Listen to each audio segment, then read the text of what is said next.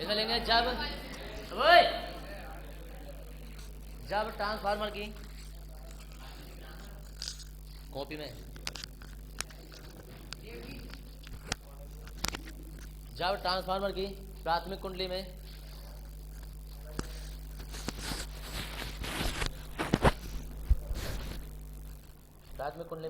AC धारा प्रवाहित की जाती है। एसी मतलब प्रत्यावर्ती धारा। जब ट्रांसफार्मर की प्राथमिक कुंडली में एसी धारा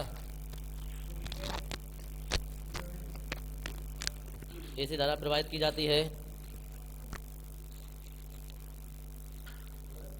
एसी धारा प्रवाहित की जाती है तो कुंडली से बद्ध चुंबकीय फ्लक्स में परिवर्तन होता है। तो कुंडली से बद्ध चुंबकीय फ्लक्स में परिवर्तन होता है।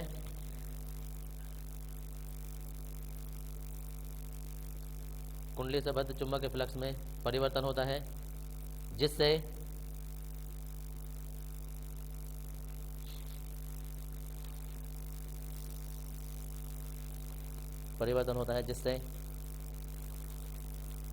द्वितीयक कुंडली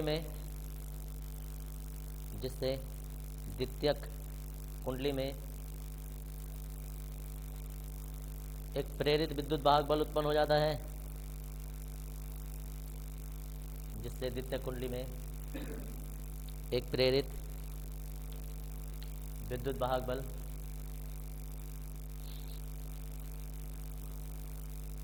उत्पन्न हो जाता है।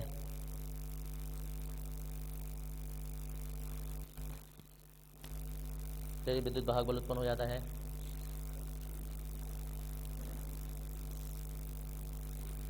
यदि नई लाइन से लिखेंगे, नई लाइन से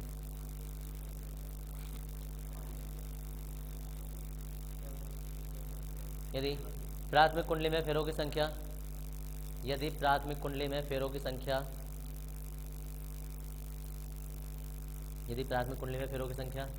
ऐसे लिखेंगे ये NP तथा द्वितीयक कुंडली में फेरों की संख्या NS है।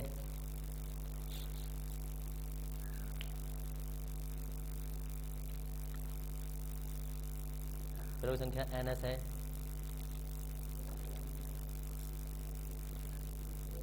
द्वितीयक कुंडली में फेरों की संख्या NS है। तब फैराडे के नियम से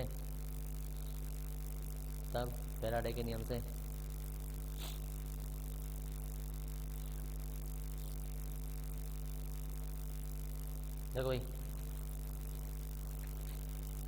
फैराडे के नियम से ये है कि अगर प्राथमिक कुंडली में विद्युत वाहक बल उत्पन्न होगा तो वो N/dt होगा और वो NP हो जाएगा। और द्वितीयक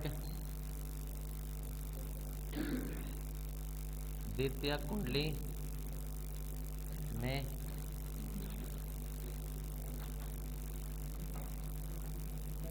समीकरण नंबर 1, समीकरण नंबर 2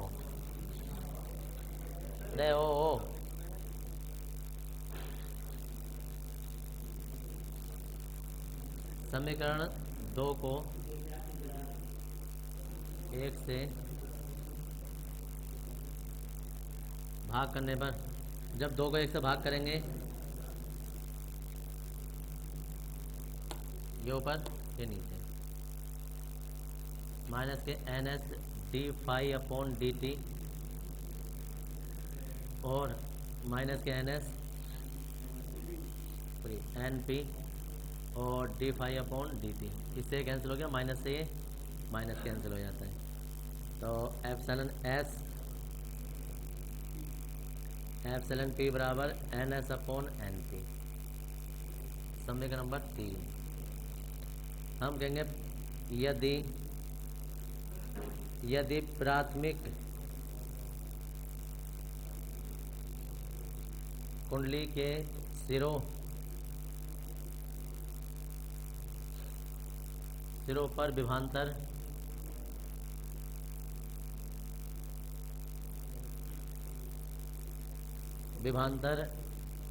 BP है, ये क्या हो रहा है, बीपी है और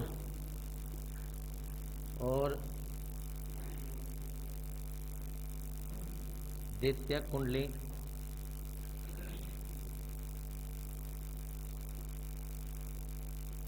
खुली है जिसके सिरों पर विभवांतर BS है, तब प्रेरित विद्युत वाहक बल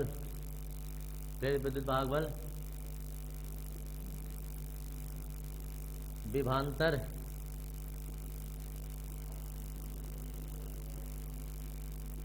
के बराबर होता है। क्या होगा कि ये जो होगा epsilon S upon epsilon P बराबर हो जाएगा BS अपॉन BP और बराबर हो जाएगा NS अपॉन NP बराबर हो जाएगा R।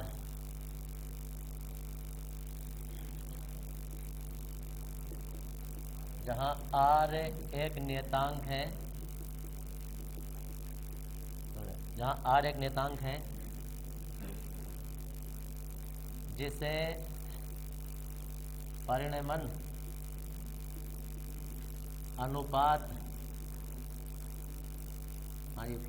अनुपात को कहते हैं।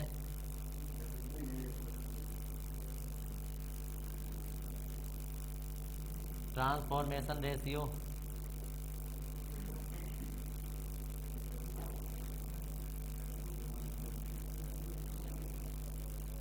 कहते हैं। यदि प्राथमिक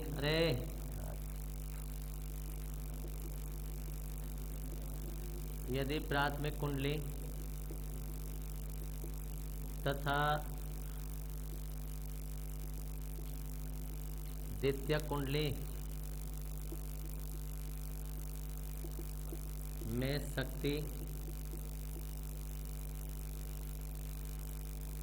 शक्तिहास P इन, यदि प्राथमिक कुंडली तथा द्वितीय कुंडली में शक्तिहास P इन तथा P आउट है, तब P इन बराबर P आउट होगा। P बराबर होता है BI और P बराबर होता है BI। जो होती है शक्ति प्राथमिक कुंडली में और द्वितीय कुंडली में शक्तिहास, पहली बात तो नगण्य ही होता है और होता है तो बराबर होता है। तो ये P बराबर BI, लेकिन ये II हो जाएगा। II का मतलब प्राथमिक कुंडली में सब कुछ ना PP में चल रहा है, द्वितीय कुंडली में SS में चल रहा है, क्योंकि आउटर वोल्टेज जो मिलते हैं वो इससे द्वितीय से मिलते हैं और जो इनर वोल्टेज जाते हैं वो प्राथमिक से जाते हैं। ऐसा क्यों कर रहे हैं? क्योंकि हमें यहाँ से वैल्यू मिल जाएगी BS अपॉन BP की। ऐसे डल जाओ तो ये IP अपॉन IS बराबर BS अपॉन BP। समय का नंबर आ जाएगा 4। समय का 4 से अब एक नया फॉर्मूला और बन गया ES upon epsilon S upon epsilon P BS upon BP NS upon NP और धारा उल्टी होती है IP अपॉन IS बराबर R। भाई जी इतना करना है और ये है तुम्हारा लास्ट टॉपिक,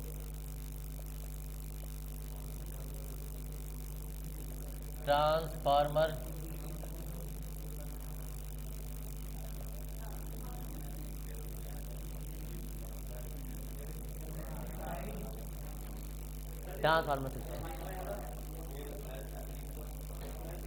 सफिक्स में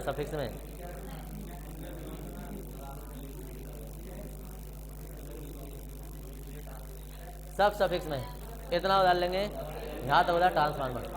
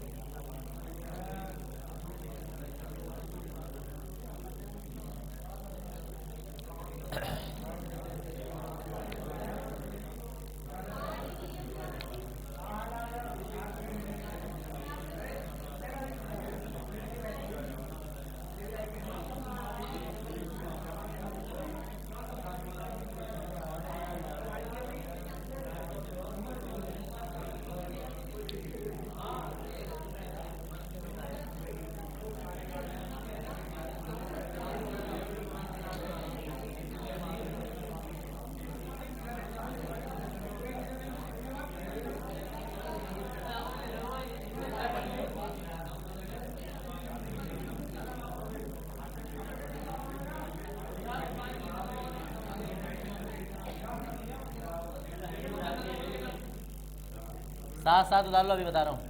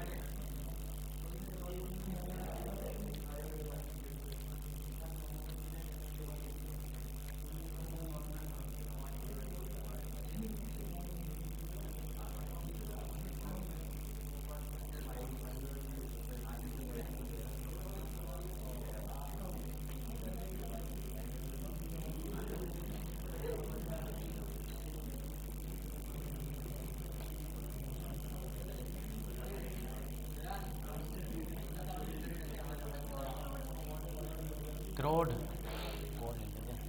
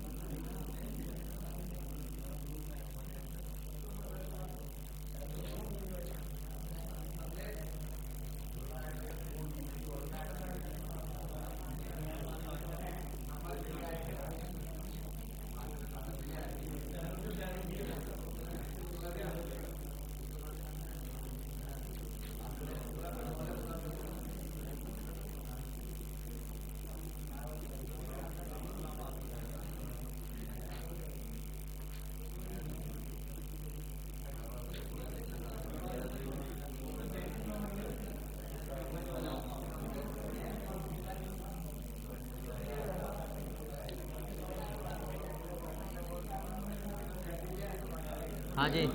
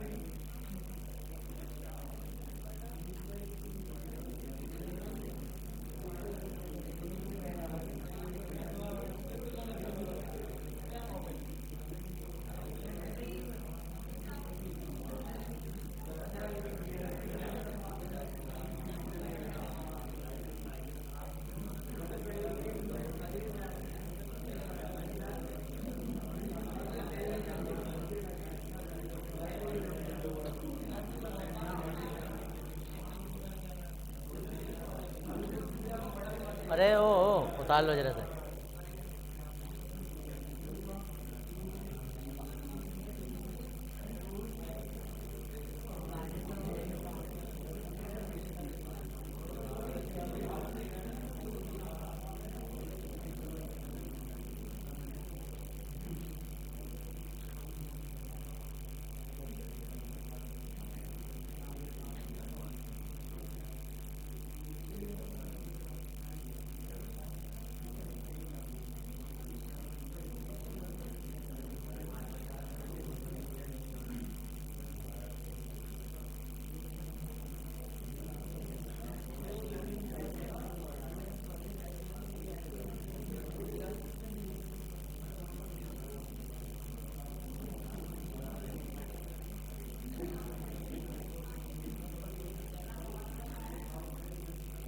पांचवा है गुंजन 6।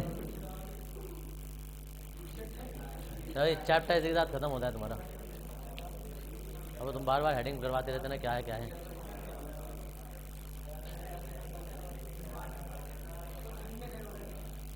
हाँ, पांचवा गुंजन 6। गुंजन।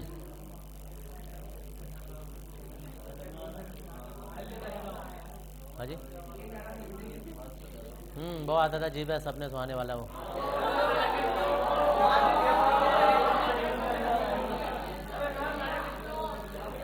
पता है मुझे।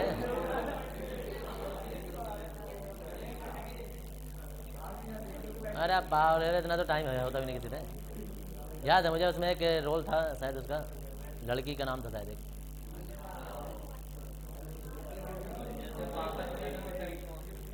माता पिता के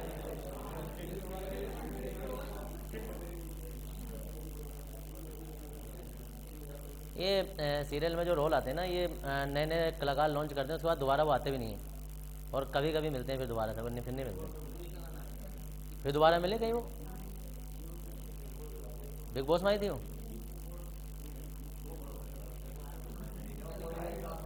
नहीं आते।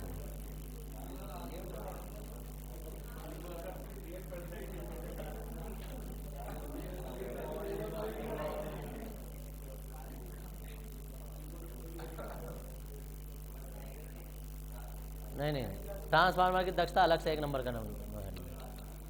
कोई बात ना। ये गुंजन 6 कोई नाटक नहीं चल रहा। दरअसल गुंजन होता है जब तुम वो देखोगे ना, कोई ट्रांसफार्मर या कहीं किसी के पास जाओगे तो उसमें एक हमिंग की आवाज़ आती है, हुन हुन करके कुछ करता है वो। हाँ जी, जैसा कुछ अंदर इसमें बज रहा है तो वो उसकी कुंडली कंपन करती है, उसे गुंजन 6 कहते हैं। किसी भी ट्रांसफार्मर के पास चले जाओ, तुम्हारे घर में स्टेबलाइजर हो, उसमें से भी देखना एक हमिंग की आवाज़ आएगी हल्की सी। भाई साहब कितना भी ओरिजिनल है, आएगी। 2010 या 11 के पेपर में इस बार निकाला नहीं है, मैं सोच रहा था निकाल देंगे शायद। अब देखो इधर कॉपर 6। देखो कॉपर 6 का मतलब क्या था, पहले सुन लो एक मिनट। दरअसल जो कुंडली होती है ट्रांसफार्मर की, उनके तारों का अपना भी प्रतिरोध होता है। हम ट्रांसफार्मर में नगण्य मान लेते हैं, लेकिन होता है दुनिया में ऐसे कोई तार नहीं है जिसका प्रतिरोध ना हो, कुछ ना कुछ तो जरूर होगा।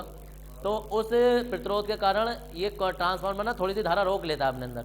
धारा रोकने को ही शक्ति 6 कह रहे हैं। ऐसा नहीं है कि शक्ति 6 को जैसे, मतलब हमने इसे 20 दी, बाहर ये 19 निकाला है, इसका मतलब 1 की इसने शक्ति 6 कर दी, ऐसा मान के चलो। तो ट्रांसफार्मर के तार जो होते हैं ना वो कुछ ना कुछ प्रतिरोध के कारण शक्ति हास कर देते हैं, शक्ति की हानि कर देते हैं, उसी को कॉपर क्षय कहते हैं। दूसरा आता है भंवर धाराएं। भंवर धाराएं तो यही है कि जो कुंडली में कोई भी धारा प्रवाहित की जाएगी जिससे चुंबकीय क्षेत्र बनेगा तो वहाँ भंवर धाराएं बनी जाएंगी। भंवर धाराएं खत्म नहीं कर सकते, बस कम कर सकते हैं हम। कम करने का मतलब होता है कि उसमें नर्म लोहे की क्रोड या नर्म लोहे की पत्ती उसमें यूज़ करके हम भंवर धाराओं को कम कर देते हैं, जिससे कि शक्ति हास कम हो जाता है, खत्म नहीं होता है।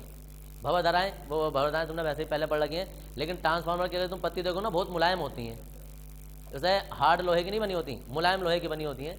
तो ये मुलायम लोहे की या कोई नर्म लोहे की पत्ती या क्रोड लगाकर इससे भंवर धाराओं को कम कर देते हैं, इसके कारण शक्तिहास होना थोड़ा कम हो जाता है। फ्लक्स निःसरण, दरअसल कोई भी ये ना सोचे कि वो कुंडली आपस में जुड़ी होती हैं। देखो मैं तुम्हें बताऊं, हमने एक चैप्टर में, शायद 9वें चैप्टर में हमने पढ़ा था युग्मन, अन्योन्य प्रेरण को प्रभावित करने वाले कारकों में ऐसे की थी। एक तो कुंडली हमने ऐसा आमने सामने रखी थी, एक कुंडली हमने ऐसे तिरछी करके रखी थी, एक कुंडली हमने ऐसे साइड में रखी थी। तो हमने बोला था किसमें सबसे अधिक फ्लक्स परिवर्तन होगा, तो आमने सामने वाली में सबसे अधिक होता है। और इसमें अरे आमने सामने जितने भी जुम्मा के बल लिखा है सारी होकर जाएंगे ना इससे, और जो साइड में रखा होगा उससे थोड़ी कम जाएंगी, और जो अलग अलग रखे होंगे उससे तो बहुत ही कम जाएंगी। तो होता है क्या है कि जो ट्रांसफार्मर हो या मोटर हो या कुछ भी हो ना, तो तरीका तो ये था फिजिक्स के हिसाब से कि कुंडली को अलग अलग रखा जाए। लेकिन जितने भी मिस्त्री और मैकेनिकल जो इंजीनियर होते हैं ना, वो ऐसा काम करते नहीं है। वो कहते हैं इतनी दूर दूर अगर जो हम एक कुंडली को यहाँ रखें और ठीक उसके सामने कुंडली रखें तो यहाँ से यहाँ तक जाने में वोल्टेज जो होते हैं वो कम हो जाते हैं। तो ये क्या करते हैं जितने मिस्त्री होते हैं, ये कुंडलियों को आपस में यहाँ रखकर ना और धागे से बांध देते हैं। अगर तुम पंखे की कुंडलियों को देखोगे ना तो वो अलग अलग नहीं होती हैं, एक दूसरे के ऊपर रखे हुए और सफ़ेद धागे से बिल्कुल टाइट करके बंधी हुई होती हैं। एक दो नहीं, 4 5 6 कुंडली आपस में बंधी होती हैं, आपस में टच नहीं होती हैं। एक दूसरे को जैसे ही माने ये इस तरीके से मारकर पकड़ लगे, ऐसे ही एक दूसरे के ऊपर ऐसे रख के और इसे धागे से टाइट करके बांध देते हैं। तो एक दूसरे का चुंबकीय क्षेत्र एक दूसरे में जाता रहता है, तो ये इतना गैप भी नहीं रखते हैं। ये डायरेक्ट इसे इसके ऊपर रखेंगे और ऐसा बांध देते हैं ताकि फ्लक्स निश्रित ना हो, फ्लक्स में हानि ना हो थोड़ी बहुत, क्योंकि अगर फ्लक्स में हानि होगी तो शक्ति हास हो जाएगी, यहाँ से धारा कुछ हो रहेगी, यहाँ बहुत कम मिलेगी हमें, ये हो जाता है। या पंखा जो भी चीज़ है वो धीरे चलेगी। शैथिल्यहास, शैथिल्यहास में क्या होता है कि प्रत्यावर्ती धारा जो होती है ना वो यहाँ से प्लस माइनस में चलती है। तो क्या होता है कि जैसी धारा ये चली, यहाँ से धारा प्रवाहित हुई, यहाँ का शून्य हो गई, फिर धारा प्रवाहित हुई, फिर शून्य हो गई। तो कुंडली में क्या होता है, पहले तो चुम्बकन हो जाता है, फिर यहाँ का भी चुम्बकन हो जाता है, फिर चुम्बकन हो जाता है, फिर भी चुम्बकन हो जाता है। तो प्रत्यावर्ती धारा प्रवाह के कारण कुंडली में चुम्बकन विचुम्बकन की क्रिया होती रहती है, इस कारण भी शक्तिहास होता है। तो इसे कहते हैं शैथिल्य। और गुंजन क्षय का मतलब क्या होता है कि प्रत्यावर्ती धारा जब प्रवाहित होती है तो वो कोई भी है वो हमिंग करने लगती है, उसमें हमिंग की आवाज़ आती रहती है। तो जो भी ट्रांसफार्मर हो या कुंडली हो या कोई भी मोटर हो, उसमें से एक आवाज़ हल्की सी जरूर आती रहेगी। कितने भी कोई कंपनी की मोटर हो या कोई से ट्रांसफार्मर हो, उसमें कुछ ना कुछ हमिंग की आवाज़ आती है, उसी को गुंजन क्षय कहते हैं। बस हाँ जरूर आएगी। उसमें जो गुंजन क्षय हो रहा है वो है समझना कि वो उसमें शक्ति हास हो रहा है, कुछ ना कुछ उसकी शक्ति जो है वो लिकिस हो रही है। बस कंपनी बहुत सारा जोर देती है कि हमिंग की आवाज़ ना हो। बहुत सारे साइलेंट इन्वर्टर भी आ रहे हैं, साइलेंट बहुत, अब तो साइलेंट जनरेटर भी आ रहे हैं कि इतनी तेज़ आवाज़ करने के बजाय आराम से चलता रहता है, पता भी नहीं चलता कि जनरेटर चल रहा है। साइलेंट वाले भी आ रहे हैं। ये ट्रांसफार्मर की दक्षता देखो, दक्षता का मतलब क्या था कि द्वितीयक कुंडली और प्राथमिक कुंडली में शक्ति या शक्ति हास कह सकते हैं कि अनुपात को दक्षता कहते हैं, इसे ईटा से प्रदर्शित करते हैं। तो पी आउट और पी इन के अनुपात को कहते हैं। यहाँ तुम्हारा चैप्टर खत्म होता है, न्यूमेरिकल से स्टार्ट करते हैं इसके। देखो इधर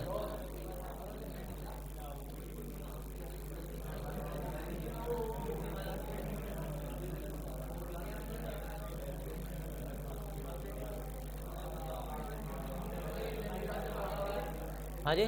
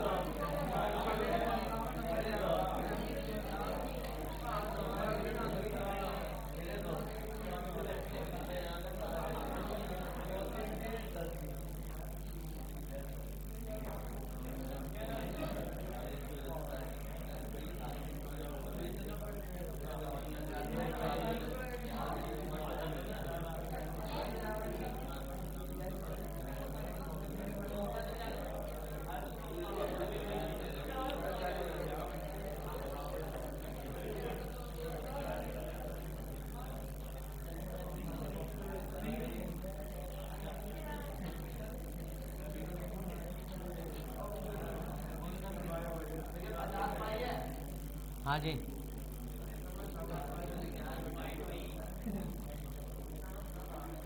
सौ पाई लिख देना यार।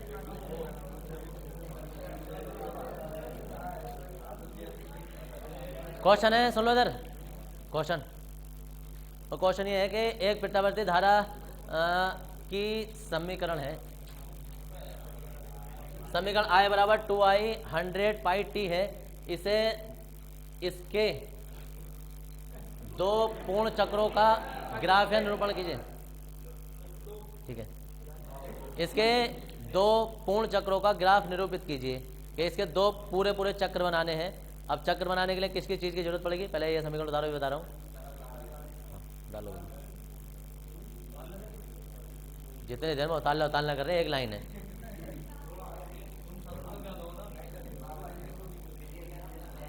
अरे संशोधन करके भी बोर्ड पे रहता है, कहीं नहीं जा रहा है। 100 पाई। अब देखो इधर इधर देख लो, इधर अगर हम कोई भी ग्राफ बना रहे होते हैं ना, तो हमें उसके समय की जरूरत पड़ती है और उसके अधिकतम मान की जरूरत पड़ती है कि उसका अधिकतम मान कितना जा रहा होगा और उसका इधर के समय कितना लग रहा होगा। अब समय जो है वो हमें एक चक्र के लिए निकालना होगा। जो एक चक्र के निकालेंगे तो दुगुना हम ऑटोमेटिक कर लेंगे दो चक्र के लिए। दूसरा चक्र देखो कहाँ होगा, एक चक्र तो यहाँ से यहाँ तक एक हो गया और दूसरा यहाँ तक हो गया, हमें यहाँ तक बनाना है। 3 पूछते तो तीसरा चक्र, ये एक चक्र नहीं होता है, ये यहाँ तक मिला के पूरा एक चक्र होता है, याद रखना यहाँ तक। तो देखो इधर दिया है I बराबर 2 sin 100 पाई टी। ठीक है ना, हम कहेंगे दी गई समीकरण की तुलना प्रत्यावर्ती धारा के व्यापक समीकरण से करने पर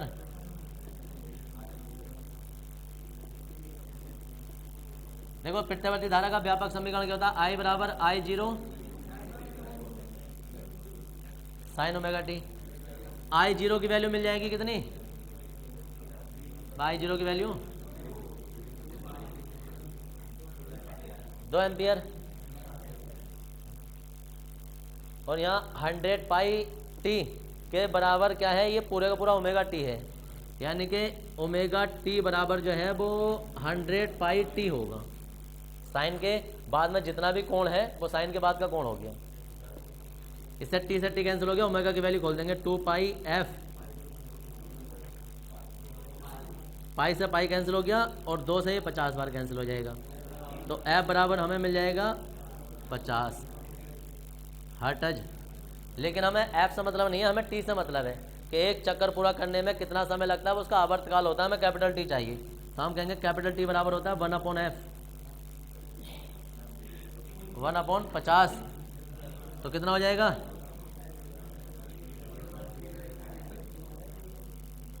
2 सेकंड हो जाएगा, यानी कि एक चक्कर पूरा करने में 0.02 सेकंड लगेंगे। अब ग्राफीय रूप देख लो, देखो इधर यहाँ तक तुम लिखोगे, इधर की ओर तो लिखोगे धारा, और यहाँ हो जाएगी 1 एम्पियर और यहाँ हो जाएगी 2 एम्पियर। तो हमें जो अधिकतम मान लेके जाना है, अधिकतम मान वो 2 एम्पियर पे लेके जाना है। अगर सोचो ये 2 दशमलव कुछ और होता, जैसे 2.1, तो ये 2 से थोड़ा सा ऊपर लेके जाते, या 1.9 के आसपास या 8 के आसपास होता तो 2 से नीचे रहने देते। तो अब ये यहाँ नहीं देखना है, यहाँ मेरे पास तो प्लेन बोर्ड है, तुम्हारे पास कॉपी में लाइन होंगी, चाहे तो 2-2 लाइन के अंतर पे या 4-4 लाइन के अंतर पे अपना ये इस तरीके से ग्राफ मान लोगे। तो अब देखो इधर एक चक्कर जो हम इसका पूरा करेंगे तो वही होगा, तो जितना ऊपर को जाएगा ना इतना ही नीचे को जाना है। ये इसका एक चक्कर पूरा हुआ। अब एक चक्कर पूरा करने में उससे जो टाइम लगा ना वो कितना लगा, 0.02। तो आधा चक्कर पूरा करने में कितना लगेगा, 0.01। अब एक चक्कर के उसने बोला है कि 2 चक्कर पूरे करने, तो सेम यही लाइन रहने देनी है। हाँ जी, तो ये तो हो गया था, देखो उधर ये तो हो गया था 0.02। अब इसका पूरा अगला एक चक्कर जो होगा इससे दुगने समय में, तो एक आधा चक्र कितना होगा इसका, 3। ये हो जाता है तुम्हारे 2 चक्र के लिए ग्राफीय निरूपण, ये आ जाता है 2 नंबर में, इतना सा काम था।